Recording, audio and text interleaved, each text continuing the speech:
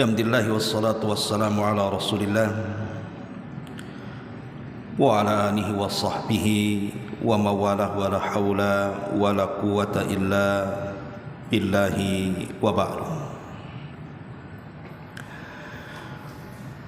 Alhamdulillah, segala puja dan puji hanya milik Allah Subhanahu wa ta'ala. Salawat dan juga salam kita hadiahkan kepada Rasul kita Nabi besar Muhammad sallallahu alaihi wa ala alihi wasallam. Pembahasan di malam hari ini kita akan membahas seputar tanda-tanda kiamat yang sedang viral, tapi hanya di Indonesia saja. Maksudnya viralnya itu hanya di negeri kita saja. Apa itu? Fenomena tentang negeri Saudi yang belakangan terlihat hijau, bahkan sering terjadi hujan, bahkan sampai banjir. Seperti baru-baru kemarin di Madinah sampai banjir. Lah, ada sebagian orang yang mengait-ngaitkan fenomena ataupun peristiwa yang terjadi di Timur Tengah itu, khususnya di Arab Saudi, sebagai tanda dari tanda-tanda kiamat. Tentu memastikan sebuah tanda dari tanda-tanda kiamat tidak bisa hanya sekedar melihat fenomena saja, tapi kita harus mencocokkan dengan hadis Nabi sallallahu alaihi wasallam. Sebenarnya tanda-tanda kiamat itu, kalau Nabi SAW tidak pernah membeda-bedakan, ada tanda-tanda kiamat kecil, ada tanda-tanda kiamat besar. Tidak ada satupun hadis yang menjelaskan tentang itu. Lalu kenapa kemudian muncul istilah tanda-tanda kiamat kecil dan tanda-tanda kiamat besar? Pemunculan istilah ini datang dari para ulama, bukan datang dari Nabi. Karena Nabi tidak pernah menjelaskan seperti itu. Jadi para ulama itu supaya kita mudah memahami, atau bahasa Arabnya takribul fahmi, mendekatkan pemahaman. Ketika kita belajar tentang tanda-tanda kiamat itu, maka oleh para ulama kemudian dibagi. Dan itulah keistimewaan para ulama, memudahkan kita untuk belajar. Dan dalam ilmu-ilmu yang lain juga seperti itu. Seperti kalau antum belajar ilmu mustalahul hadis, itu tidak ada di zaman Nabi, hanya ada di zaman setelah, jauh dari kenabian. Kemudian ada pembagian hadis, ada yang hasan, ada yang sahih, ada yang dhaif, dan begitu seterusnya. Itu pembagian para ulama. Ada yang mutawatir, ada ahad, dan begitu seterusnya. Ma'asyiral muslimin yang dimuliakan Allah Subhanahu wa ta'ala, baik, kita akan baca beberapa riwayat yang berkaitan dengan fenomena itu. Karena kalau kita bicara tentang tanda-tanda kiamat kecil itu sesuatu yang biasa, ikhwan. Artinya bukan perkara yang aneh dan tidak bertentangan dengan ilmu alam, atau bahasa kita ilmu fisika. Beda kalau kita bicara dengan tanda-tanda kiamat besar. Nah, itu baru kemudian banyak keanehan yang bertentangan dengan alam. Seperti matahari terbit dari arah barat, itu kan bertentangan dengan alam. Harusnya matahari terbit dari arah timur. Atau muncul makhluk yang bisa bicara, binatang dari perut bumi, atau makhluk yang disebut dengan Ya'juj wa Ma'juj, dan begitu seterusnya. Ma'asyiral muslimin yang dimuliakan Allah Azza wa Jalla, dalam sebuah hadis, hadis ini dikeluarkan Imam Muslim dalam sahihnya, dan hadis ini juga dikeluarkan oleh Imam Ibn Hibban, Imam Ahmad, Imam Hakim. Kata Nabi SAW, la taqumu sa'ah hatta yakthura al-mal wa yafidu hatta yakhruja ar-rajulu bi zakati malihi falam yajidu ahadan yakbaluha minhu wa hatta ta'uda ardul arabi murujan wa anhara.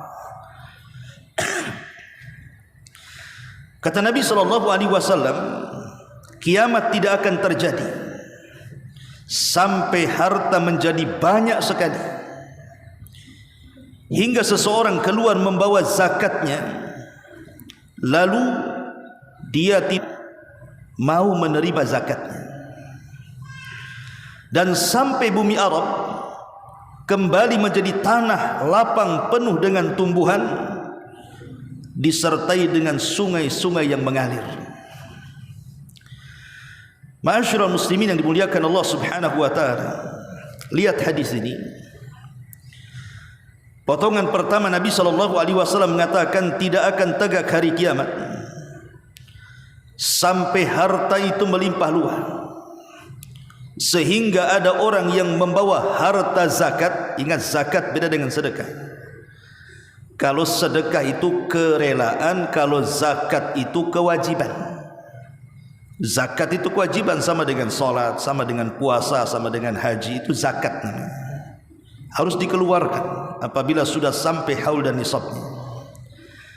Tapi kalau sedekah itu kerelaan kita, dan tidak dipatok berapa yang harus kita keluarkan. Lah nanti di akhir zaman itu ada orang-orang yang membawa harta zakat. Tidak ada satu pun orang yang menerima zakatnya. Kenapa? Karena harta sudah melimpah ruah. Pertanyaannya, apakah tanda-tanda ini sudah terjadi? Maka kita katakan belum terjadi. Tidak di Arab, tidak di negeri kita. Bahkan justru sebaliknya, yang mau menerima zakat lebih banyak dibandingkan yang bayar zakat. Artinya masih jauh tanda-tanda ini berlaku sampai di negeri Arab sendiri. Walaupun kita lihat negeri Arab itu semakin hari nampak semakin kaya, bangunan-bangunan pencakar langit itu dibangun di mana-mana. Bukan berarti di sana tidak ada orang miskin yang tidak menerima zakat. Banyak juga yang menerima zakat di sana. Artinya belum terjadi. Dan perlu antum pahami, tidak semua tanda-tanda kiamat itu negatif. Tidak semua tanda-tanda kiamat itu buruk, tidak. Ada tanda-tanda kiamat juga yang baik.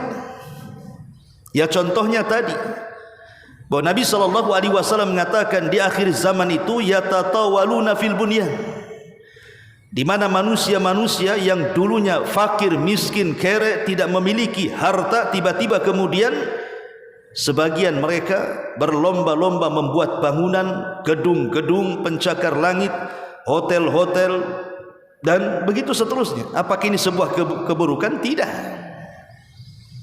Ini bukan sebuah keburukan, justru terkadang sebuah kebaikan. Karena dengan banyaknya pembangunan di mana-mana kan membuka lapangan pekerjaan kan akhirnya. Akhirnya orang-orang yang tidak bekerja jadi bekerja jadinya. Membuka peluang investasi, membuka peluang ekonomi. Jadi tidak semua tanda-tanda kiamat itu jelek, tidak. Ada juga yang baik. Tapi penggalan yang pertama ini belum terjadi. Kemudian penggalan yang kedua, Nabi SAW mengatakan wa hatta ta'uda ardul arabi murujan wa anhara. Dan yang kedua, sampai bumi Arab kembali menjadi tanah lapang yang penuh dengan tumbuh-tumbuhan, tanam-tanaman, menghijau bahasa kitanya, dan sungai-sungai yang mengalir di mana-mana. Lah tanda-tanda yang kedua ini yang kita akan bahas sedikit. Apakah betul bumi Arab itu seperti yang disabdakan Nabi? Karena kalau antum melihat di YouTube, yang ramai itu kan di negeri kita saja. Lihat sekarang negeri Arab sudah mulai menghijau, gunung-gunungnya sudah mulai ditumbuhi rumput-rumput. Bahkan sebagian tempat itu sudah mulai ada tanaman. Bahkan tanaman yang ada di negeri kita ada pula di negeri itu. Pisang, nangka ada juga pula di sana tuh. Apakah ini tanda-tanda kiamat yang disabdakan Nabi sallallahu alaihi wasallam? Ma'asyiral muslimin yang dimuliakan Allah azza wa jalla. Kalimat wa hatta ta'udal ardul arabi murujan wa anhara. Ini Nabi bersabda ini sifatnya permanen, ikhwan. Sifatnya permanen, bukan musiman. Karena kita tahu bahwa musim di Arab itu berbeda dengan musim di negeri kita. Kalau musim di negeri kita kan cuma ada dua kan, musim hujan sama kemarau saja. Itu di negeri kita tuh. Musim hujan sekian bulan, musim kemarau sekian bulan. Kecuali di Batam, nggak jelas musimnya. Kadang hujan, kadang kemarau. Di sini hujan, di sana pula kering. Itu. Inilah. Seandainya tanah Batam itu sama dengan Jawa, udah kayak sorga Batam ini. Masalahnya tanahnya penuh dengan boksit. Susah pula tumbuh itu tanaman tuh. Artinya bahwa musim di sana berbeda dengan musim kita. Karena musim di Arab Saudi itu kan ada 4 musim masalahnya di sana. Ada namanya musim dingin, ada namanya musim panas, ada namanya musim gugur, ada namanya musim semi. Nah, itulah musim yang berbeda dengan tempat kita. Di sana kalau panas, panas sekali kan itu. Kalau dingin, dingin sekali. Alhamdulillah. Kita ini mu'tadil, tidak dingin ya tidak panas gitu. Tapi di sana luar biasa itu kalau datang 2 musim itu. Lah di Arab Saudi ini kalau datang musim dingin biasanya disertai dengan hujan. Kalau ada musim dingin di Arab Saudi itu biasanya disertai dengan hujan biasanya. Itu dimulai dari bulan Desember biasanya. 3 bulan gitu ya. Lah nanti kalau seandainya musim dingin atau musim penghujan ini sudah lewat, ya ketika musim hujan ya gunung-gunung mulailah kemudian menghijau, muncul tuh rumput-rumputnya, nampaklah hijaunya. Tapi kalau sudah lewat musim dingin ini balik lagi kuning tuh gunung-gunung tuh, udah tidak hijau lagi. Artinya bahwa hijaunya di negeri sana itu tidak bersifat permanen. Itu datang di musim dingin saja. Kalau sudah musim panas ya balik lagi jadi batu tuh. Berarti dari sini bahwa belum ada tanda-tanda yang disabdakan Nabi sallallahu alaihi wasallam di sini. Apalagi ada sebagian orang-orang di sana itu menggunakan media teknologi untuk membuat negeri itu hijau, seperti dibuat taman-taman. Dan mereka menanam, kemudian mereka mengairi. Artinya memang hijaunya pun dipaksakan begitu ya, bukan karena tumbuh, tapi mereka tanam. Sehingga sekarang agaklah ada beberapa hijau-hijau di sana itu, tidak seperti dulu gersang itu ya kering kelontang. Tapi kan sifatnya tidak permanen. Kalau seandainya tidak disiram ya mati, balik lagi menguning, balik lagi gersang kan gitu. Nah, ini juga menunjukkan bahwa hadis ini belum berlaku di sana. Ditambah-tambah harus dipahami bahwa redaksi hadis ini ada 2 peristiwa yang terjadi bersamaan. Jadi redaksi hadis ini ada 2 peristiwa yang terjadi bersamaan. Peristiwa pertama, orang yang bayar zakat kemudian tidak ada yang mampu menerima zakat. Peristiwa yang kedua, tanah Arab menjadi hijau, dan itu terjadi dalam satu waktu. Lah apakah yang pertama sudah terjadi? Kalau yang pertama belum terjadi, maka yang kedua juga enggak terjadi. Kan itu kan redaksinya satu tuh. Apakah kemudian sekarang manusia sudah menolak zakat? Tidak, walaupun di Saudi tetap masih menerima zakat kok. Artinya belum berlaku kan? Lah kalau yang menerima zakat masih ada, dan orang-orang kaya pun tidak susah untuk mencari orang fakir untuk membayarkan zakatnya, dan ini belum terjadi orang yang menolak zakat, maka yang kedua juga tidak terjadi. Karena redaksinya satu. Wa hatta ta'uda ardul arabi murujan wa anhara. Dan negeri Arab sampai kembali hijau dan penuh dengan sungai. Ini juga harus dipahami, bahwa perkara negeri Arab menjadi hijau di hari ini hanya sekedar tanda kiamat yang dibesar-besarkan warga netizen saja. Itu bahasanya mungkin gitu. Hanya dibesar-besarkan oleh media kita saja, oleh YouTube kita, Instagram kita, TikTok kita, dan begitu seterusnya. Di Arab itu loh tidak sibuk, tidak ribut masalah ini. Yang ribut itu negeri kita. Coba tanya orang Arab, biasa-biasa saja mereka. Ketika melihat gunung hijau itu orang Arab biasa saja, nggak aneh. Karena itu memang musim tahunan masalahnya. Kita yang sibuk di sini, sampai-sampai kemudian dikait-kaitkan dengan macam-macam gitu ya. Nah, ini harus diluruskan supaya tidak salah paham. Jangan memahami hadis itu dengan menggunakan cocok logi, nggak begitu. Ya. Ma'asyiral muslimin yang dimuliakan Allah Subhanahu wa taala, baik kita akan mengambil perkataan para ulama tentang makna daripada wa hatta ta'udal ardu al-arabi murujan wa anharan, sehingga negeri Arab menjadi tanah lapang penuh dengan tumbuhan dan sungai-sungai di mana-mana. Hadis ini dijelaskan oleh Imam Nawawi rahimahullahu taala. Apa sebabnya? Apa kata beliau? Maknanya wallahu a'lam, kata beliau, annahum yatrukunaha wa yu'riduna anha fatabqa mahmalatan la tuzra wa la tusqa min miyahiha wa dhalika likillatir rijali wa kathratil hurubi wa tarakumul fitan wa qurbis saati wa qillatil amal wa adamil faragi lidzalika wal ihtimam bihi. Kata Imam Nawawi rahimahullahu taala, disebutkan dalam syarah Sahih Muslim, makna tanah Arab menjadi ladang yang hijau itu, wallahu a'lam, kata beliau, adalah orang-orang yang meninggalkannya. Jadi orang-orang Arab meninggalkan tanah itu, mereka tidak mau menanami dan tidak mau menyirami dari sungai-sungainya. Demikian itu sebab karena sejumlah laki-laki tidak banyak dan wanita lebih banyak jumlahnya, ditambah-tambah banyaknya peperangan dan kerusuhan, dekatnya kiamat, minimnya harapan, dan tidak adanya waktu untuk mengurus hal tersebut, kata Imam Nawawi rahimahullahu ta'ala. Tetapi pendapat Imam Nawawi ini dibantah oleh sebagian para ulama yang lain. Bukan itu maksudnya. Kenapa demikian? Bahwa yang menjadikan tanah Arab itu tandus, kenapa tanah Arab itu tidak hijau? Karena memang air di sana beda dengan air di sini. Air di sana itu beda dengan air di sini. Mereka sedikit air. Kalau kita kan melimpah ruah, air di mana-mana. Ada sungainya, ada sungai kecilnya, ada solokannya, ada sumur bornya, macam-macam lah. Kita ini ngeduk tanah saja ada air. Di sana tidak semua.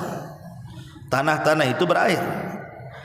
Dan di zaman Nabi SAW sudah diperlihatkan bagaimana sulitnya mereka air. Contoh sebuah hadis dari Mu'adz bin Jabal radhiyallahu anhu.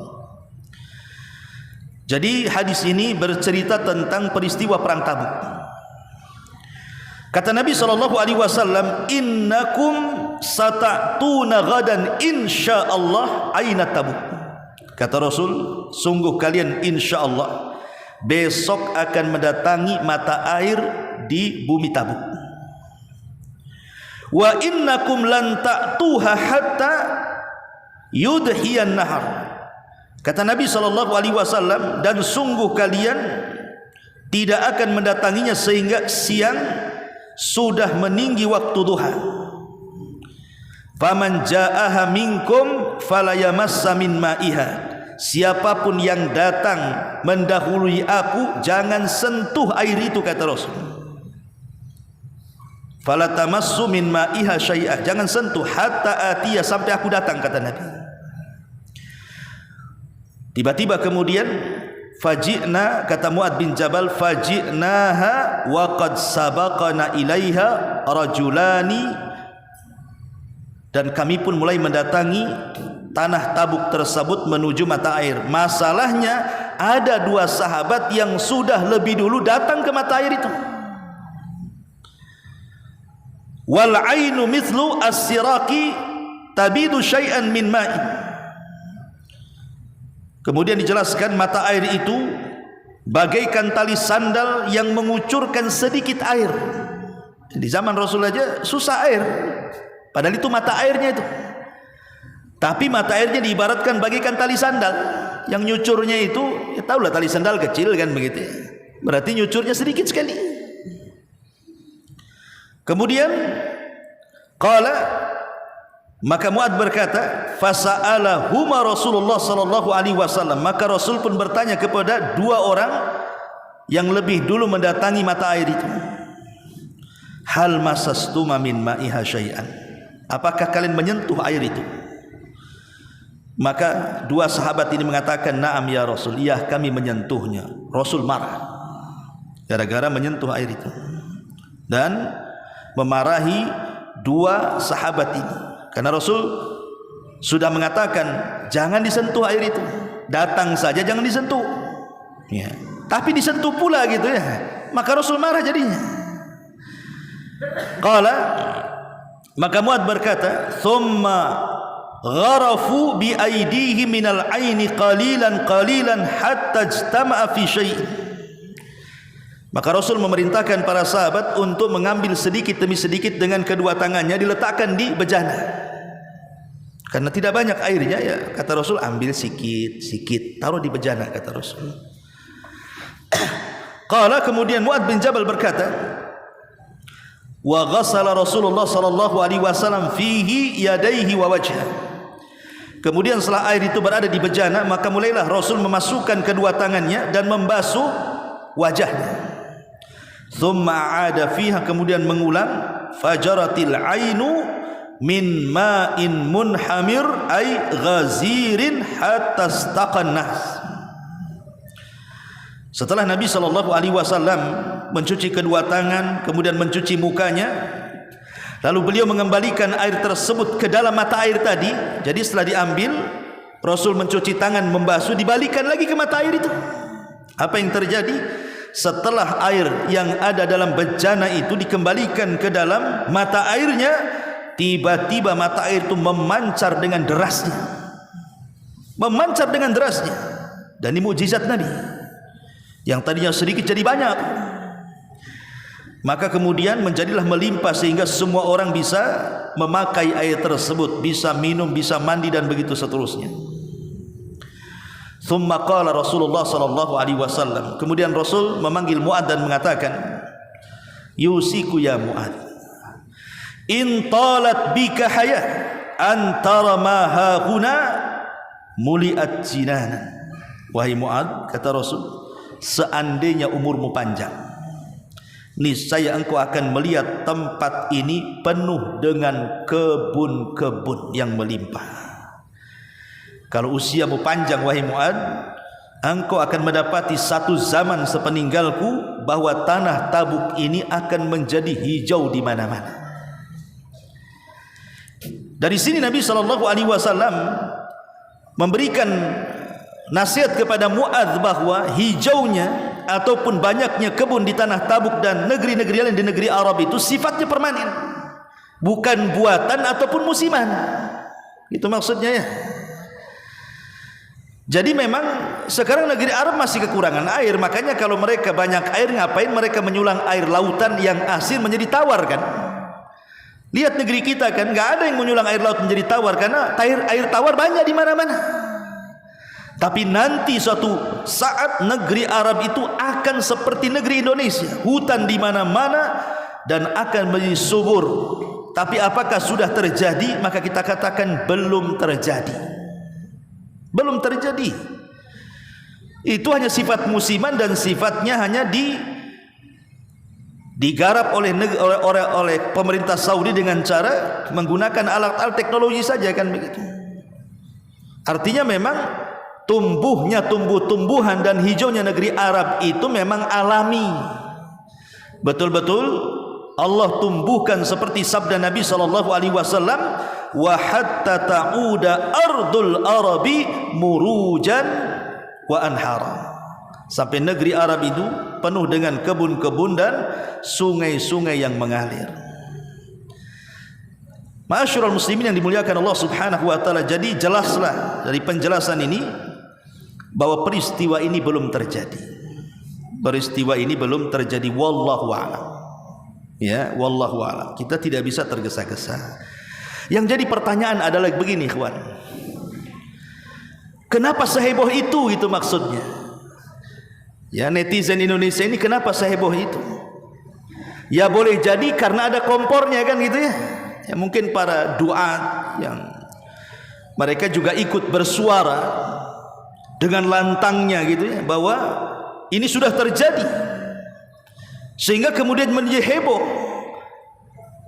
Padahal tanda-tanda kiamat kecil itu kan bukan hanya sekedar hijaunya negeri Arab saja. Kenapa tanda-tanda kiamat yang kecil yang lain tidak dihebohkan seperti tanda ini? Kan alami saja kalau seandainya di sebuah negeri itu sudah banyak air, sering hujannya, dengan sendirinya kan tumbuh tumbuh-tumbuhan itu kan. Itu kan sudah alami, tidak bertentangan dengan ilmu manapun, itu ilmu alam. Lah tanda-tanda kiamat kecil kan banyak. Mulai dari diutusnya Nabi, wafatnya Nabi, kemudian anak durhaka dengan orang tuanya, orang tua durhaka dengan anaknya, ataupun pamannya laki-laki menyuperai perempuan atau sebaliknya, atau gedung kemudian membangun di mana-mana, mencakar langit dan begitu seterusnya. Kan ini sudah terjadi, kenapa tidak dihebohkan? Sementara yang belum terjadi malah kemudian diheboh-hebohkan. Nah dari sini ikhwatu fiddin muliakan Allah Subhanahu wa taala, maka haruslah ketika kita menentukan ini tanda kiamat ini mengacu kepada sabda Rasul dan keterangan para ulama, supaya kita tidak membuat heboh. Sesuatu yang belum terjadi dipaksa untuk terjadi. Yang lebih parahnya, saya baca komentar-komentar orang awam itu, kalau bisa cepatlah itu tanda-tanda itu berlaku, kalau bisa Imam Mahdi cepat muncul, Dajjal cepat. Kok aneh gitu loh. Mereka minta dicepatkan kalau kiamat ini dibangkitkan kan gitu. Ketika di zaman Nabi SAW ada seorang sahabat Badui datang kepada Nabi, kemudian mengatakan, ya Rasulullah, mata sa'ah. Rasul, kapan kira-kira kiamat? Rasul tidak menjawab. Ditanya lagi, kapan kiamat Rasul? Rasul tidak menjawab sampai 3 kali. Akhirnya kemudian Nabi SAW akhirnya menjawab juga dan mengatakan, manis sa'il, siapa yang bertanya tadi?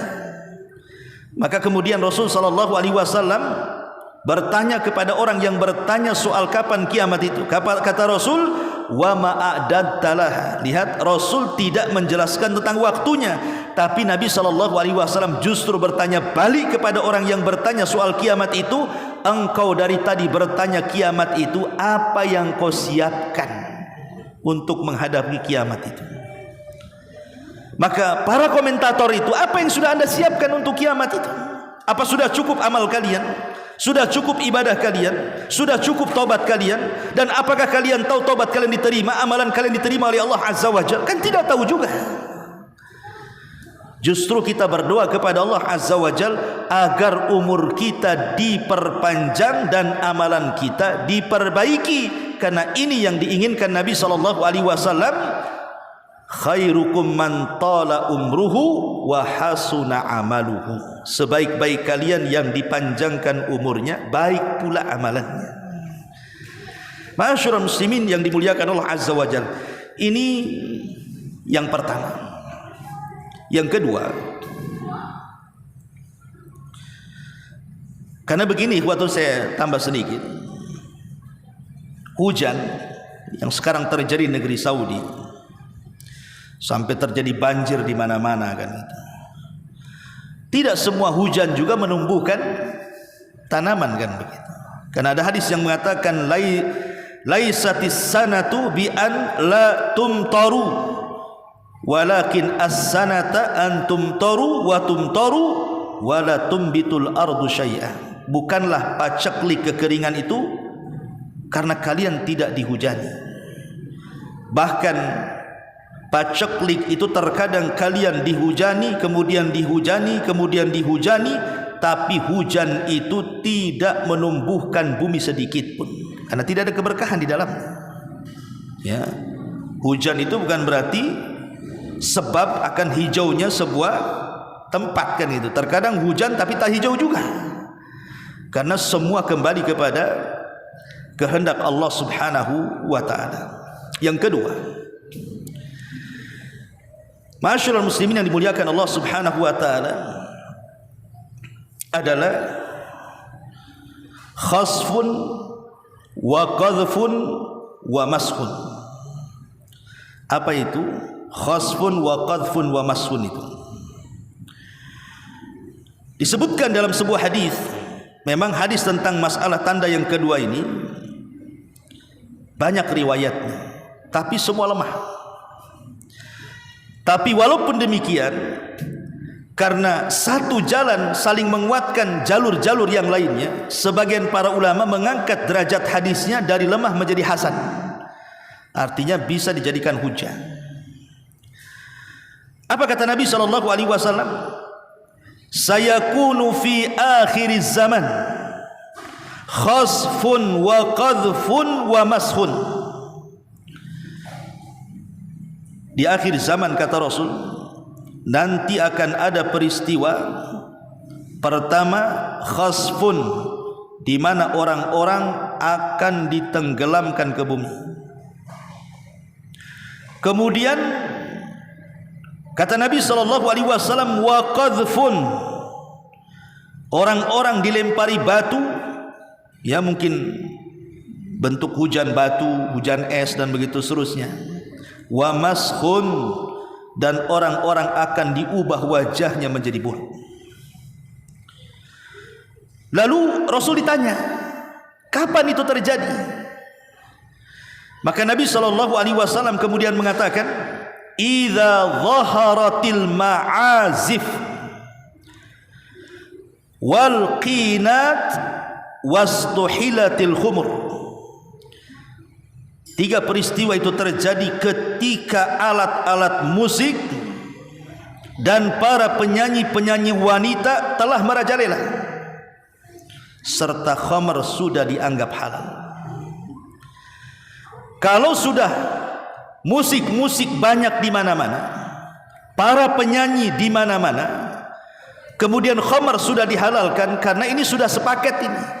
Biasanya kalau sudah ada khamr pasti ada wanita, ada zina maksudnya. Kalau sudah ada zina pasti ada musik. Ini kan tiga serangkai. Musik itu tidak lepas dari wanita dan tidak lepas daripada khamr. Dan kalau tiga perkara ini sudah terjadi, kata Rasul, fi akhir zaman khasfun wa qadhfun wa mashun.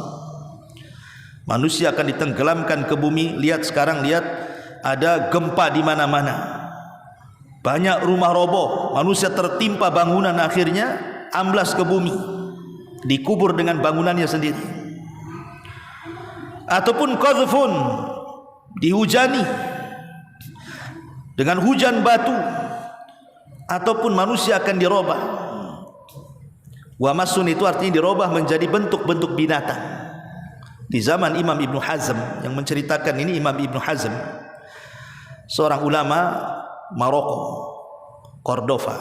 Dia punya kitab namanya Muhalla, dan kitabnya sangat bagus sekali.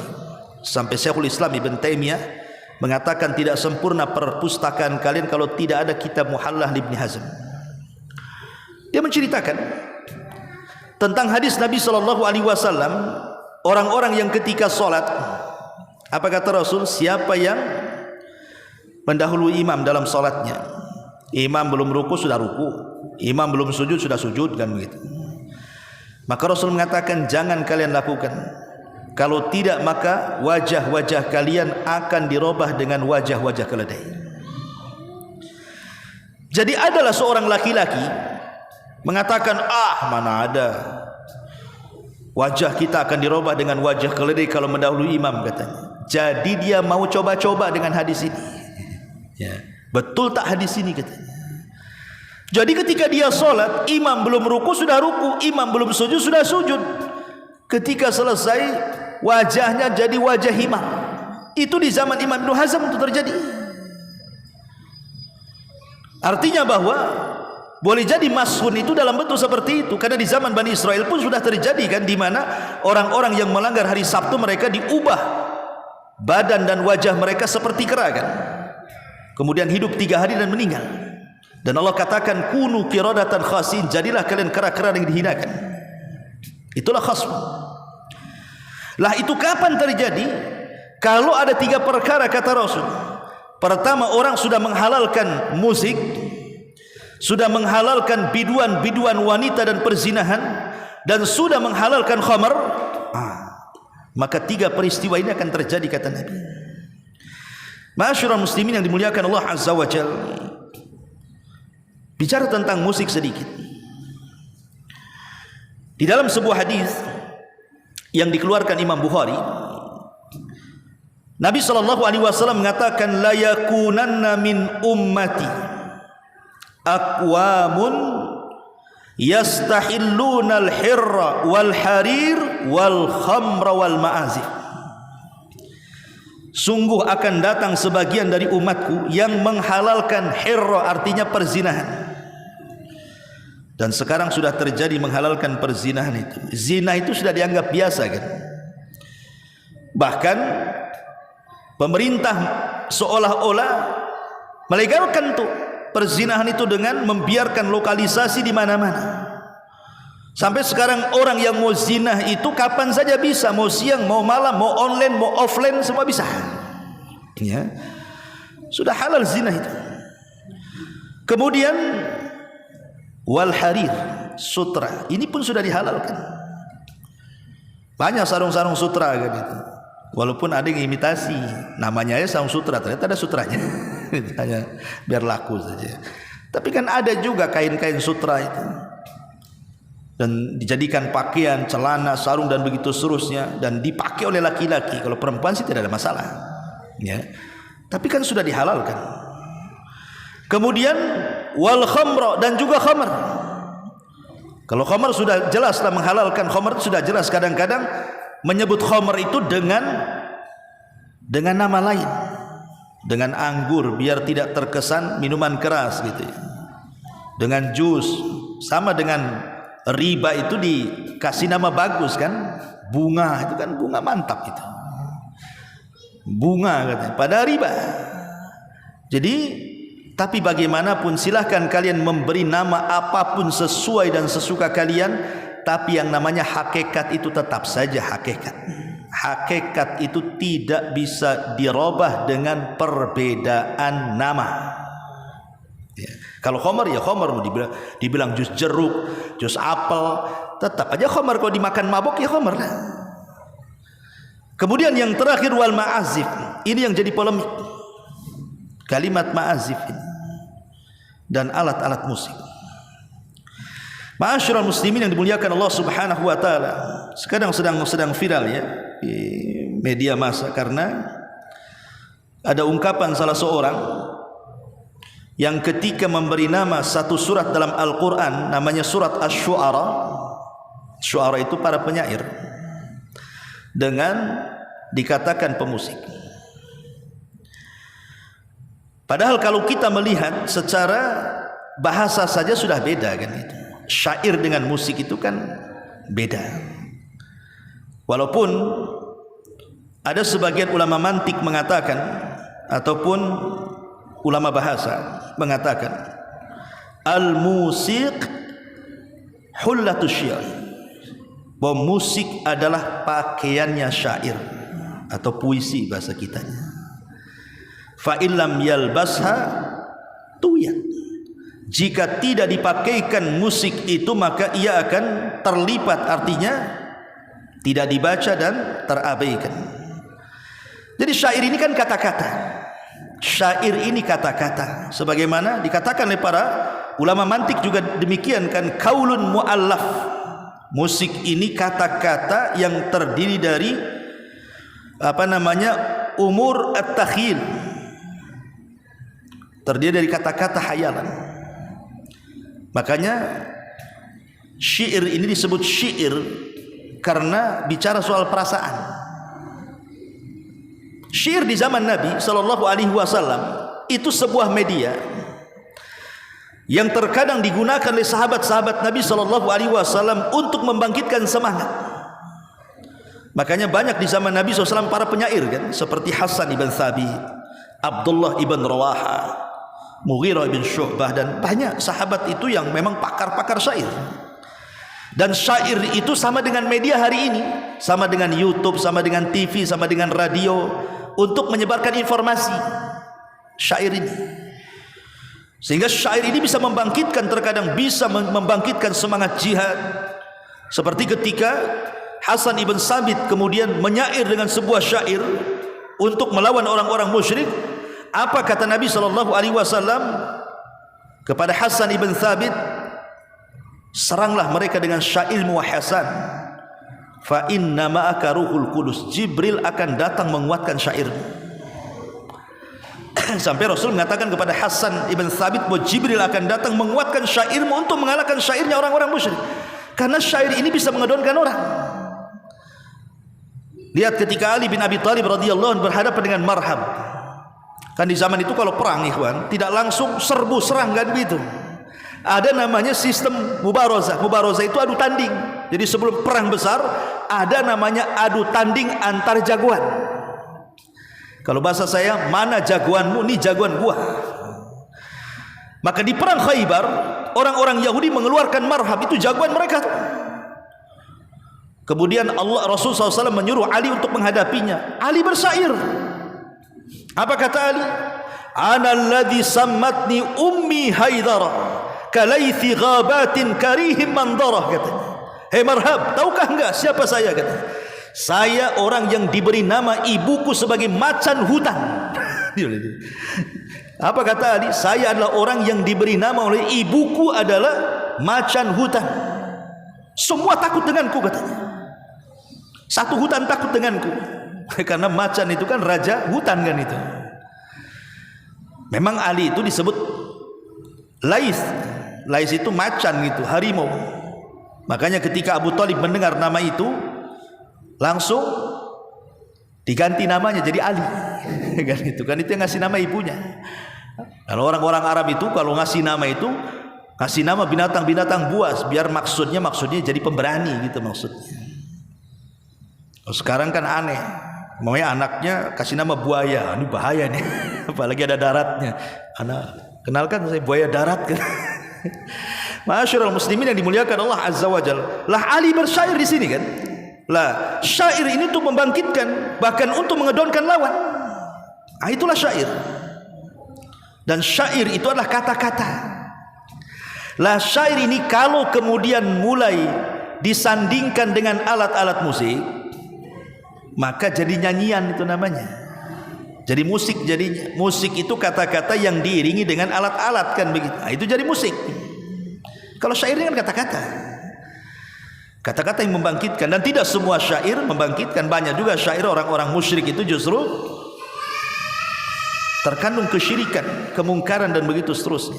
Makanya Nabi SAW sampai disebutkan di dalam Al-Quranul Karim itu, apa kata Allah Subhanahu wa ta'ala ketika bicara soal syair? Wa ma 'allamnahu syi'ra wa ma yanbaghi lahu in huwa illa dzikra wa qur'anun mubin.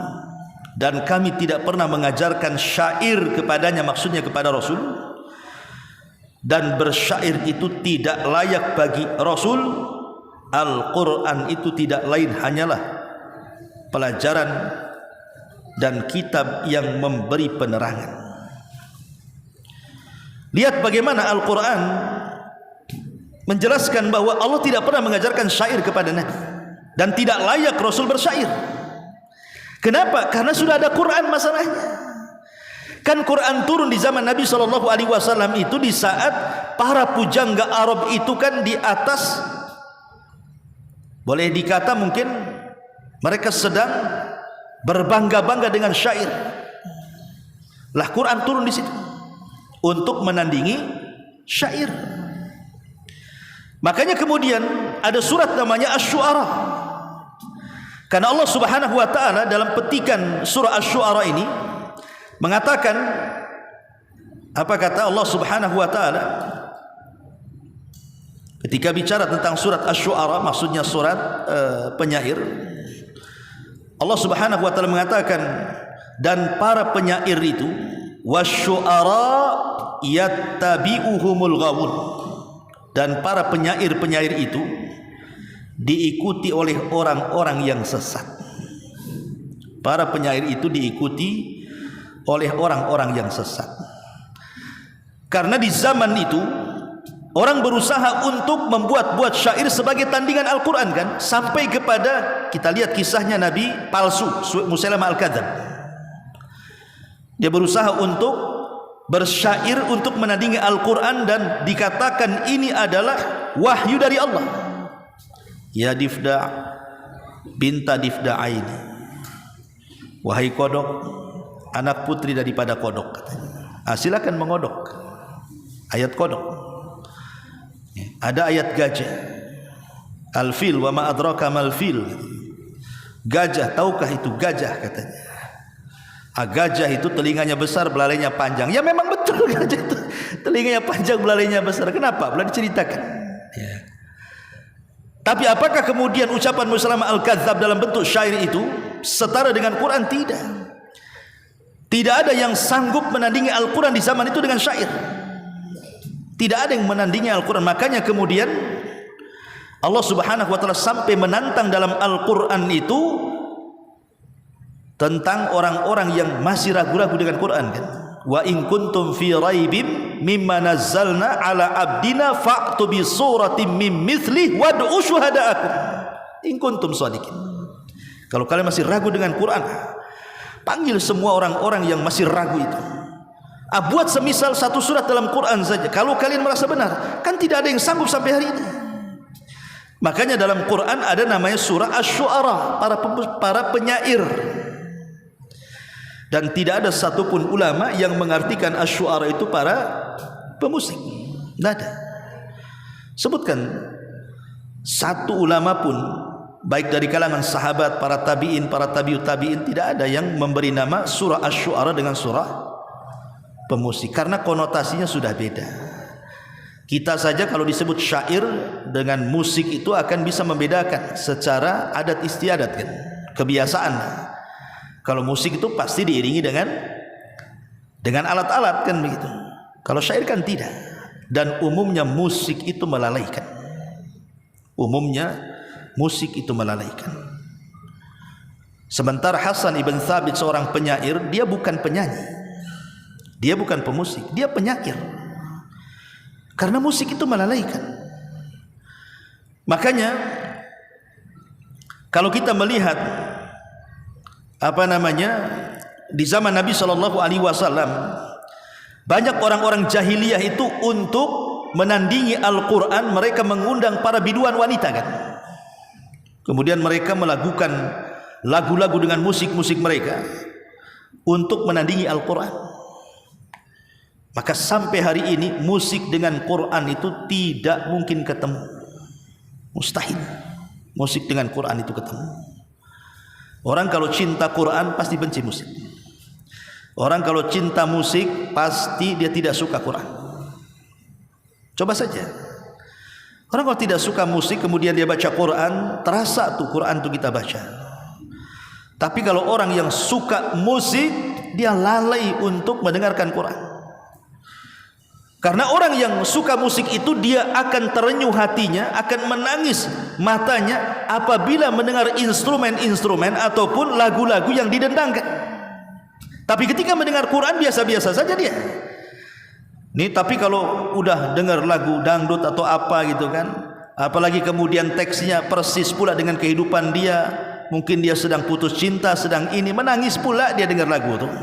Sama pula dengan saya lagu ini katanya. Bisa dia menangis, coba bayangkan. Bisa dia menangis. Bahkan dulu saya masih kecil-kecil itu, ya masih kecil-kecil, antum pernah dengar namanya musik kitaro? Musik kitaro Jepang tuh.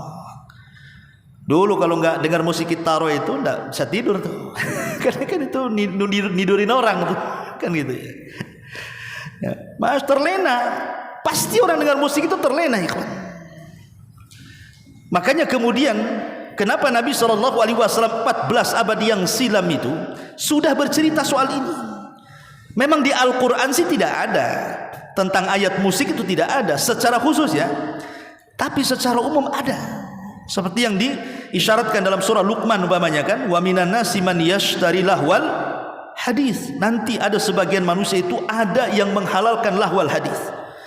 Ulama tafsir sekaliber Abdullah ibn Mas'ud, sekaliber Abdullah ibn Abbas, itu kan pemimpinnya ahli tafsir, ikhwan. Itu mentafsirkan lahwal hadis di sini artinya adalah alat-alat musik yang melalaikan itu. Tapi kemudian belakangan terjadi polemik tentang hukum musik, sehingga ada sebagian ulama yang membolehkan. Itu pun dengan catatan, kalau musiknya itu membangkitkan semangat untuk kebenaran, untuk jihad, untuk menyampaikan al-haq, ada sebagian para ulama akhirnya membolehkan. Dan rata-rata mengacu kepada fatwa daripada Imam Muhammad ibn Hazm atau Imam Ibnu Hazm yang saya katakan tadi, ulama Maroko tadi. Karena dia satu-satunya imam yang melemahkan tentang hadis soal pengharaman musik. Padahal jelas hadisnya tercantum dalam Sahih Bukhari, tapi dilemahkan oleh dia. Alasannya karena ada para perawi majhul, tidak diketahui. Setelah diteliti para ulama, yang dimaksud majhul tidak diketahui oleh Imam Ibnu Hazm rupanya para sahabat, bukan di bawah sahabat. Sementara dalam ilmu hadis, majhul sahabat itu tidak memadaratkan hadis. Majhul sahabat itu tidak memadaratkan hadis. Umpamanya ada 4 atau 5 sahabat, Abu Hurairah, Abdullah ibn Umar, Abdullah ibn Abbas, atau Said Al-Khudri, atau Anas bin Malik, atau siapalah para perawi hadis itu. Ya. Tidak diketahui sahabat yang mana yang meriwayatkan hadis ini, sehingga dianggap majhul. Maka kita katakan majhulnya para sahabat itu tidak memadaratkan hadis. Kenapa? Karena semua sahabat itu udul, semua sahabat masuk surga. Sebagaimana Allah Subhanahu wa taala mengatakan, kullan wa'adallahul husna, semua sahabat itu dijanjikan surga. Semua sahabat itu radhiyallahu anhum wa radu'an. Sehingga majhulnya tidak ada masalah, karena mereka udul. Itu bantahan para ulama. Tapi bagi orang yang tidak melihat bantahan ini, mereka tetap kekeh mengambil fatwa daripada Imam Ibnu Hazm, akhirnya menghalalkan musik seperti Qardawi dan yang lainnya. Bolehkan musik, itu pun dengan syarat musik itu tidak melalaikan untuk berdakwah, menyampaikan kebenaran. Tapi kalau musiknya kemudian mengantar kepada zina, kepada khamar, dan begitu seterusnya, itu yang diharamkan.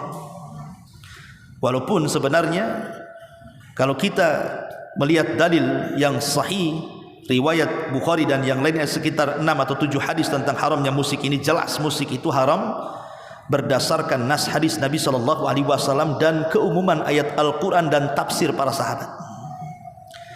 Adapun penamaan asy-syu'ara sebagai pemusik, ya saya kira tidak layak, karena tidak ada yang mendahului sebelumnya. Kalau memang ada, sudah dijelaskan oleh para ulama kan begitu. Wallahu a'lam. Tetapi ini kan lagi viral-viralnya. Kalau saya lihat videonya sih, ya terkadang dia menyebutkan surat penyair, terkadang menyebutkan surat pemusik. Dia tidak mengatakan surat pemusik titik. Dia kadang-kadang mengulang pemusik atau penyair, pemusik atau penyair. Boleh jadi mungkin dia sabkul lisan. Apa sabkul lisan? Kepeleset ucapan. Sehebat apapun orang bicara itu kan kadang-kadang kepeleset juga, ikhwan. Saya kadang-kadang kepeleset juga kan begitu. Ya, siapapun pasti kepeleset lidah. Itu husnudon kita, baik sangkanya kita kepada dia. Mudah-mudahan ini hanya kepeleset saja. Dia maksudnya penyair dikatakan pemusik gitu. Mungkin kita berhusnudon aja lah kan itu ya, supaya nggak rame, supaya adem aja. Tapi kalau kekeh mengartikan syu'ara pemusik, ya kita angkat bicara lah kan begitu, karena tidak ada ulama yang mendahului. Ya mudah-mudahan sabkul lisan saja. Wallahu a'lam bishawab. Ini yang bisa sampaikan, mudah-mudahan ada manfaatnya. Subhanakallah bihamdika asyhadu an la ilaha illa anta astaghfiruka wa atubu ilaik. Allahu taala alam. Assalamualaikum warahmatullahi wabarakatuh.